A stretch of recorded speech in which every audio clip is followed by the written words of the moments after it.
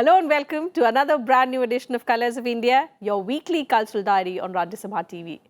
I am Teena Jha, bringing you all the cultural updates in the week gone by. Let's first take a look at the highlights this week. First up on the show today, wildlife in pictures. Next, a celebration of the Guru Shishya Parampara. And finally, an Indo-Jazz international music concert. India is among the richest countries in terms of biodiversity. The rich and abundant animal life in the country is attributed to its diverse climate and geography. So be it the mountains of Uttarakhand or the deserts of Rajasthan, every region in the country embraces rich wildlife. The book, Wide Angle Wildlife in Pictures, brings forth this rich and fascinating variety of India's wildlife with a message to conserve this vital natural resource. The book was released by Finance Minister Arun Jaitley in the national capital.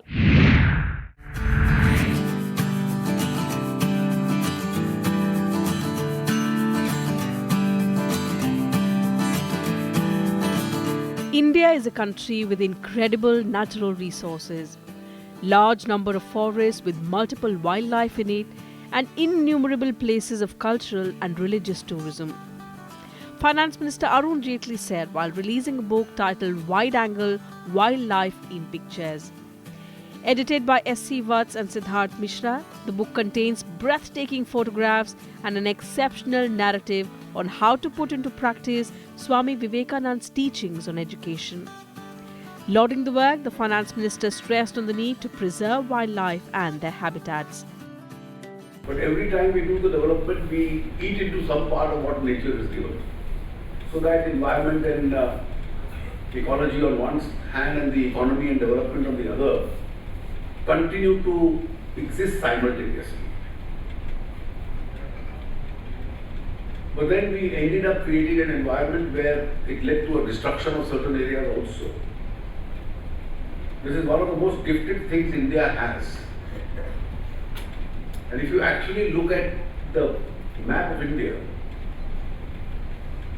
you are a country with an incredible natural resource. We are the largest peninsula, so we are the largest sea line and coastline in the world. We have a very large number of forests with multiple wildlife in it. We have innumerable places of religious and cultural tourism.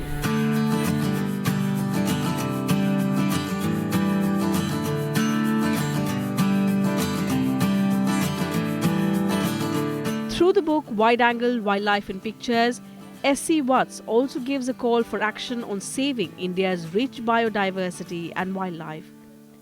Best known for his multiple roles as a legislator and founder of the Vivekananda Institute of Professional Studies, Vats also has a passion for wildlife photography. To get the best of the wildlife shots, he travelled to different forests and wildlife sanctuaries across the country, not restricting his engagement with nature to the periphery of the wildlife. The wild beauties from some of the best kept forest reserves, including Gir in Gujarat, Ranthambore in Rajasthan and Bandhavgarh in Madhya Pradesh, are suitably woven with well-researched write-ups. It's just not about tigers, it's about Indian mythology, Indian spirituality. When Mother Goddess is astride of a tiger, you see what a beautiful, spectacle it is to see the Mother Goddess astride on a tiger. So the tiger is a symbol of strength. That may come from Mother Goddess, that may come from tiger. So tiger symbolizes strength, and tiger also symbolizes our country's civilization. So tiger conservation should be a priority for the nation. And I think the nature, we have to keep a balance, What we take out from nature, we should also give it back to it.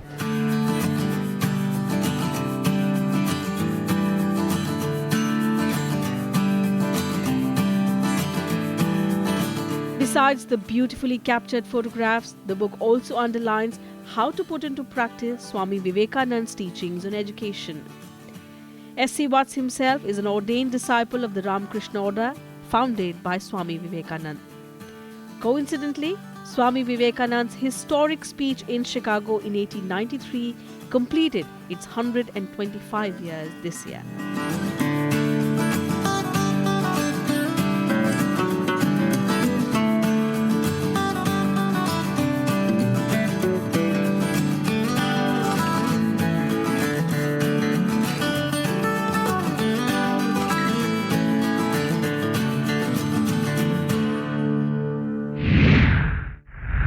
The ecosystem is all about relationships between different organisms connected through food webs and food chains. And even if a single wildlife species gets extinct from the ecosystem, it disturbs the whole food chain, leading to disastrous results. Besides, wildlife also plays a significant role in keeping the environment healthy. And that's why preservation of wildlife is the need of the hour. All of us must do our bit towards this larger cause. On that note, we slip into a very short break of the program. More events lined up for you on the other side. Do stay with us. When we return, we take you to a Sarod recital.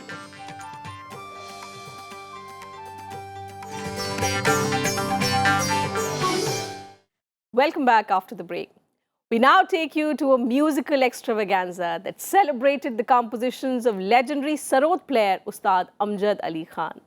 The festival gave the audience a glimpse of the traditional Guru-Shishya Parampara, as more than 30 disciples of the Sarod maestro presented renditions of their Guru's compositions on the Sarod, the guitar, the violin and the sitar. The Sarod festival was the first of its kind in the country. Let's bring you glimpses from the cultural treat.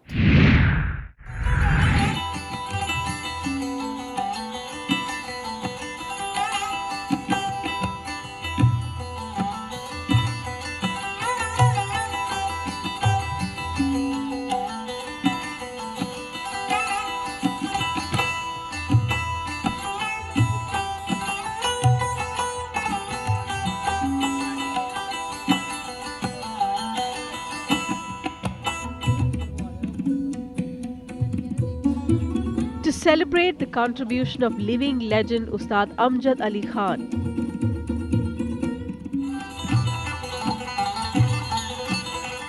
in making the Sarod a crossover instrument in a variety of genres,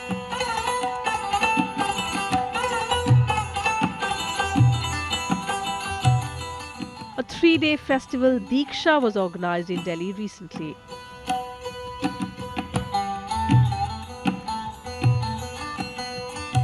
The festival was organized by the Indira Gandhi National Centre for the Arts in collaboration with Sarod Ghar, under the guidance and mentorship of Ustad Amjad Ali Khan.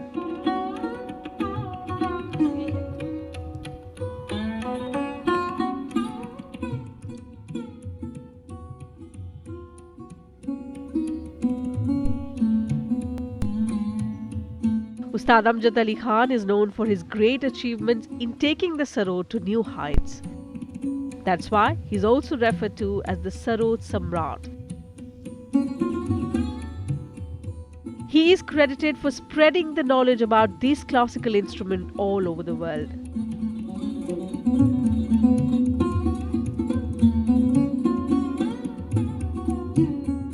Born into a family of classical musicians and Sarod players,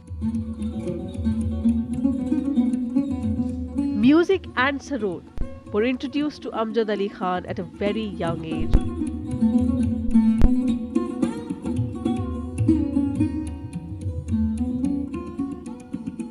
His father Hafiz Ali Khan served as a musician in the court of the royal family of Gwalior.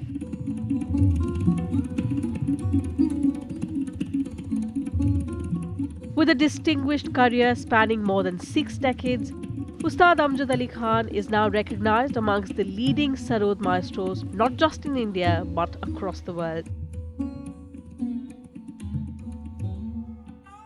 He was honored with the Padma Vibhushan in 2001.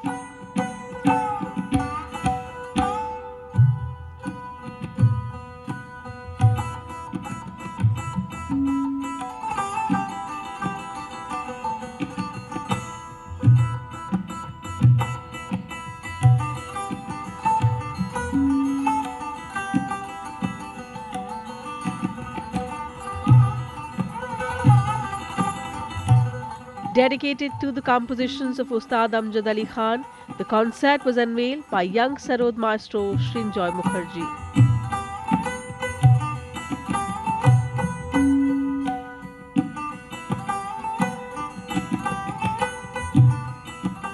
The devoted and well-trained Sarod player of the Senya Bangash Gharana opened the concert with the popular and ancient rag Malkons in Tal Dhamar. Malkons is a serious meditative rag developed mostly in the lower octave and in slow tempo. The Sarod player also performed Teen Tal in medium tempo. He was accompanied by Mohit Gangani on the tabla. मैं सबसे छोटा हूँ हमारे घर में means गुरु घर में मैंने परफॉर्म किया आज। ये मेरे लिए बहुत ही सौभाग्य की बात है। I am feeling very blessed कि उन्होंने मुझे चुना। एंड मैंने सीख रहा हूँ अमान दादा से, मेरा गुरुजी अमान अली बंगाश। अमान दादा से मैं 8-9 इयर्स हो गए मैं सीख रहा हूँ। उसके पहले मैं कोलकाता सीखता था कुछ दिन, तो सब कुल मिला के 20 years हो गए। Srinjoy started learning Sarod under his guru Diptesh Bhattacharya when he was only 5 years old. He gave his first public performance at the age of 10. Later, he also received training under Pandit Kamal Malik. At present, Srinjoy is a Ganda Bandhan disciple of Ustad Aman Ali Khan. Ganda Bandhan, a traditional ceremony of acceptance between a teacher and his most able student, cements the relationship between a guru and a shishya. With his mesmerizing stage presence and melodious notes from Sarod, Srinjoy left the audience spellbound.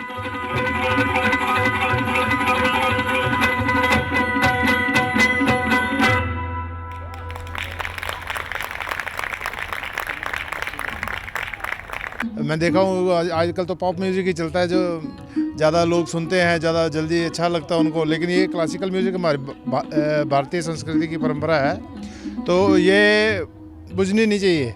तो ये चलते रहे, तो ये youngsters को भी इधर आना चाहिए कि जो अच्छी तरह से म्यूज़िक को समझे, क्योंकि ये हमारे भारत की चीज़ है। शास्त्रीय संगीत हमारे भारत से ही पूरी दुनिया में पहुँचा है, तो वो अच्छा है कि लोग इसको पसंद करें।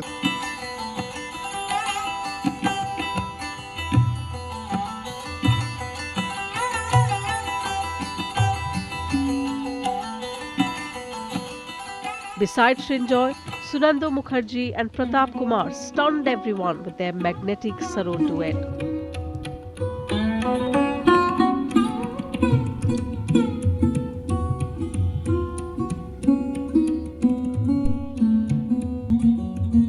The highlight of this Sarod celebration were beautiful compositions by Ustad Amjad Ali Khan.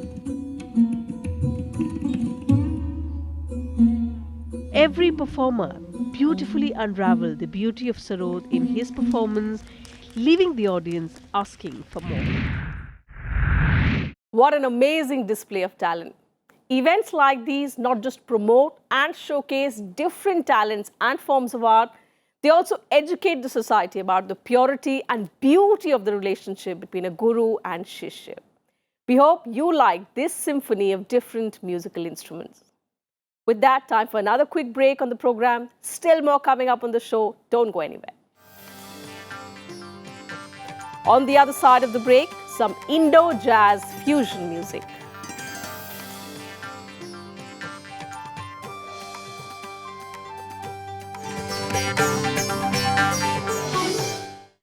Welcome back once again. We now take you to an evening of collaborative music, melding jazz and Indian classical music. Renowned jazz saxophonist Damini Phillips and percussionist Vincent Kelly, along with various Indian artists, presented some interesting hybrid music that enthralled the audience. So, let's listen in.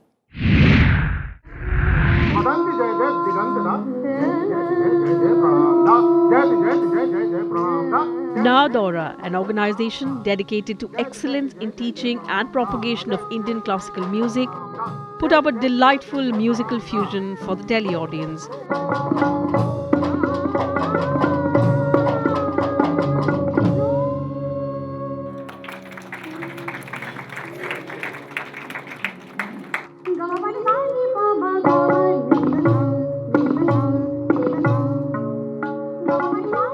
concert featured traditional rags including jog, malkauns, desh and bhairavi.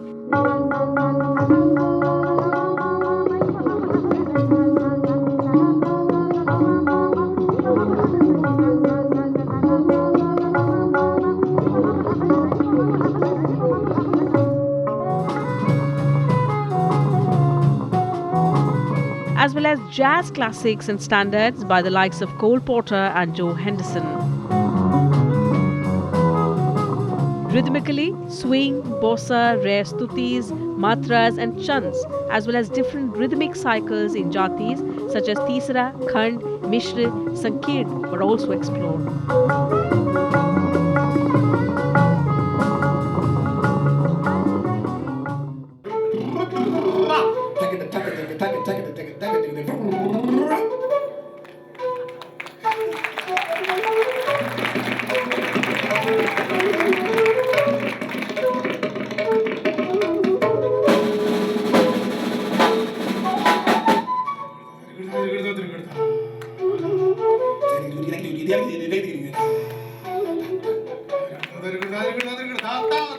The highlight of the concert was a performance by world-renowned saxophone artist Dr. Damini Phillips.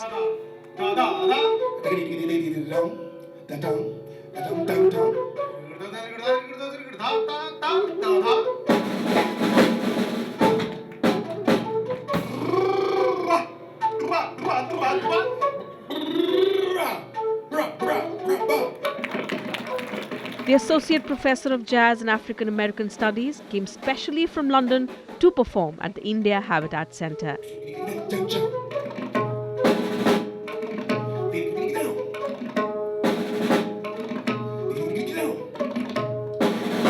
He was joined by American jazz percussionist Vincent Kelly. The lineup was filled by Delhi-based vocalist and Delhi University research scholar Rekha Kumari, flautist Satish Pathak and bassist Akshay Dwivedi. Phillips and Kelly, along with the Indian artists, created a unique set of music ranging from classical jazz, Indian classical, semi-classical to folk repertoire. They also presented their original compositions and fresh, improvised explorations in Indo-jazz fusion.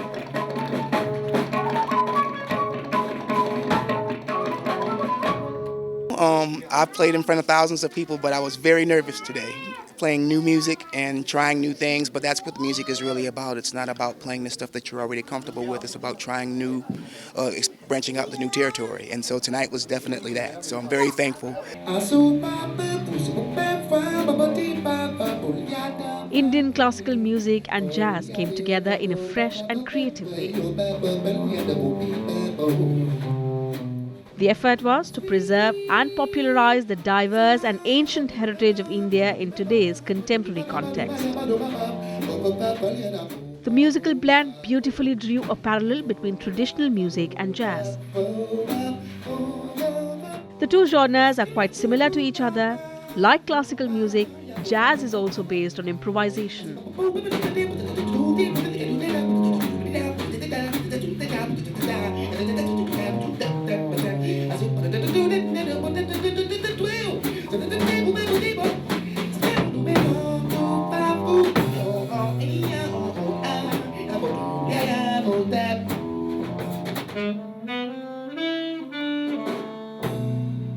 The concert was a perfect platform where streams of the two forms of music mingled in a beautiful way.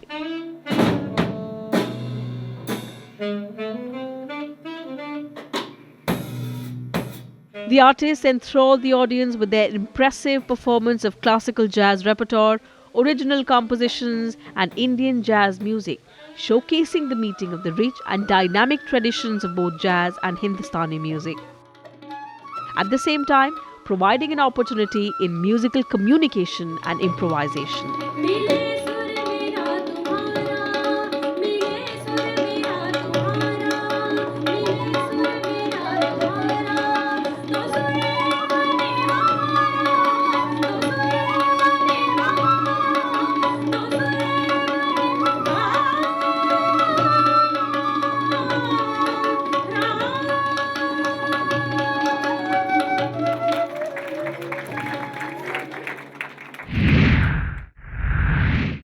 And time now for our weekly culture calendar, where we tell you all about the upcoming cultural events in your city. Art lovers in Bengaluru have a chance to enjoy a puppet show called Chippi the Chipkali at Ranga Shankara, JP Nagar, 3:30 p.m. on the 5th of January. For theatre lovers in Hyderabad, there's going to be a theatre workshop at Delta Seacon, Banjara Hills, 10 a.m. to 12 p.m. on the 5th of January. For those of you who are music enthusiasts and residing in Mumbai or happen to be in the city on the 4th of January, you can be part of the 9th Sur Mansoor Music Festival, which will be held at Swatantra Veer Savarkar Smarak Sabhagrih, Dadar West, 7:30 p.m. on the 4th of January. In Delhi, there's going to be a doodle art workshop, Do the Doodle on Ceramic Plate at Studio Pepper Fry, South Extension Part 2, 1 p.m. to 4 p.m. on the 6th of January. Again in Mumbai, the Indian Music Conference will be held at Sidco Exhibition and Convention Centre, Navi Mumbai, 6 p.m. on the 5th and 6th of January. While in the east in Kolkata, the Mandala workshop is scheduled to be held at Art Room Kolkata, Dover Terrace, 3 p.m. to 5 p.m. on the 3rd of January. You can also send us details of cultural events in your city. You can write to us on sabrang.rstv@gmail.com. You can also send us your suggestions and feedback on Twitter. You can also watch our program on YouTube. That's it from us this week. See you again with a brand new episode next week. Until then, take good care of yourself. It's a goodbye from the entire team.